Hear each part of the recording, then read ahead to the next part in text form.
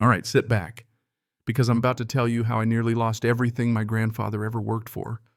Not because of a bad harvest or a tornado or even a downturn in the market, but because one woman decided she could rewrite my family history with a pen, a fake signature, and a cold-blooded nerve you wouldn't believe. Let me tell you, if you think the law protects the honest, you haven't seen what happens when the right person knows how to play the cracks in the system. I was sitting in Bernard Whitfield's office that morning thinking this was going to be a formality, a couple of signatures, a handshake, maybe a paperweight with the firm's name on it. My grandfather had been gone just a few weeks. The grief was still raw enough that I half expected to look up and see him walk through the door, call me kid, and ask why my boots were still so clean. Bernard had handled every deed and dispute for us since I was 12.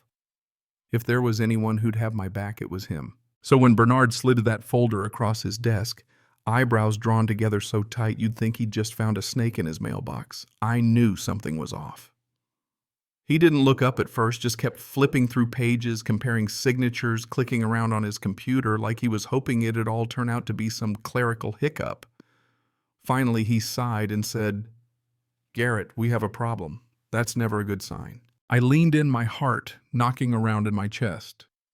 What kind of problem, I asked, though I could already feel the cold sweat running down my back. Bernard turned his monitor so I could see a quit-claim deed transferring all 900 acres, my grandfather's life's work, to something called Heartland Agricultural Partners, LLC. Sale price $420 grand.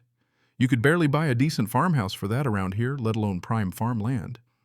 At the bottom, as if to twist the knife, was my own name signed in handwriting that looked close enough to pass a quick glance, but all wrong if you knew what you were looking at. And Bernard did. "The loops on your G," he said, "are always wide. Here they're pinched. And the T, you always cross it low. Here it's high. Garrett, this isn't your signature." It didn't stop there. Whoever did this had filed an affidavit of heirship, claimed I was the sole heir 4 days after my grandfather died, but before probate started. There's this sliver of time, call it a legal no man's land, where the property is in limbo.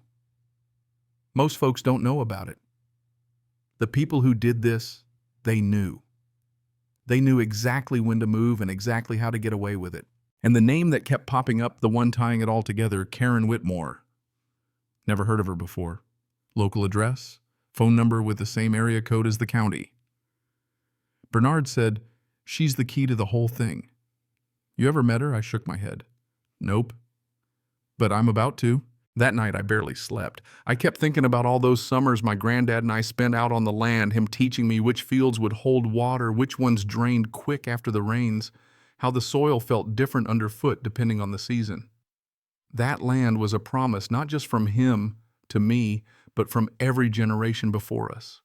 And someone had just stolen it like picking apples off a neighbor's tree. The next morning I drove out to the property, gravel pinging off the fender's sun, just starting to burn off the mist.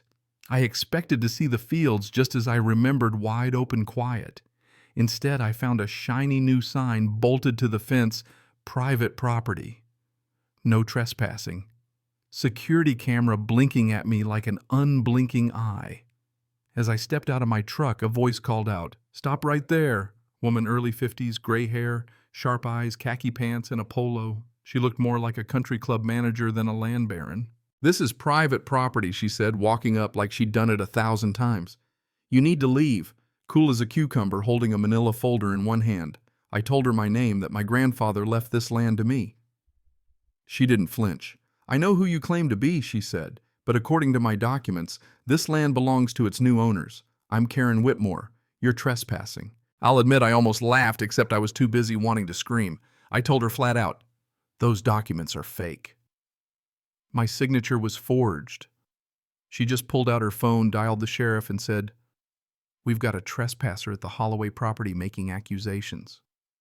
Notice the word not claims, not concerns, accusations. Sheriff's deputy showed up 20 minutes later, young guy already worn thin by small-town drama.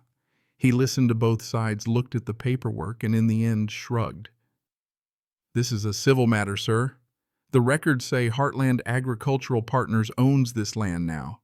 Ms. Whitmore is their rep. I'm going to have to ask you to leave.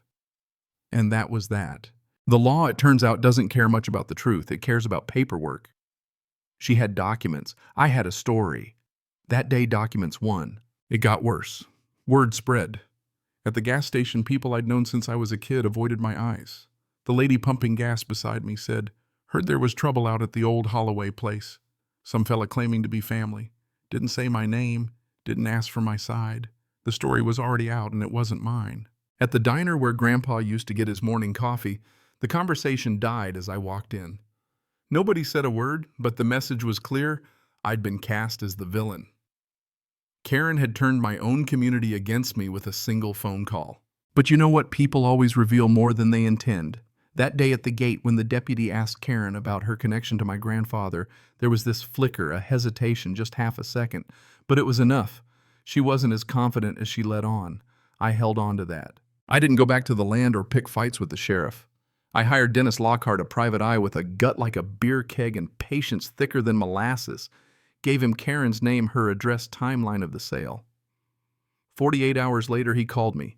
"Meet me at the Java House in Redford. You'll want to see this. Karen Whitmore." Dennis explained was drowning in debt. Casino's cash advances, civil judgments she owed north of 150 grand, maybe 200 to people who didn't send polite notices when you missed a payment. After Grandpa died, the harassment stopped cold. Within 2 weeks of the sale, she wired nearly all the money, $418,000 overseas. The rest went to cover immediate bills. She wasn't greedy, she was desperate. I sat there chewing on that truth. I'd expected a cold-hearted thief, but what I found was messier. She didn't want the land, she needed a way out. She risked everything betting nobody would catch her before she could disappear. Didn't make her innocent, not by a long shot, but it made the world feel a little grayer. And Dennis's warning stuck with me. A desperate person does desperate things. She was willing to steal a legacy because she feared her creditors. Now she fears you. That makes her dangerous.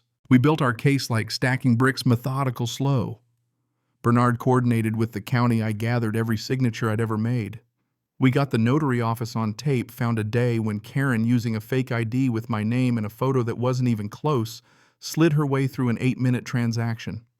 It was all there, her on camera, the forged deed wire transfers.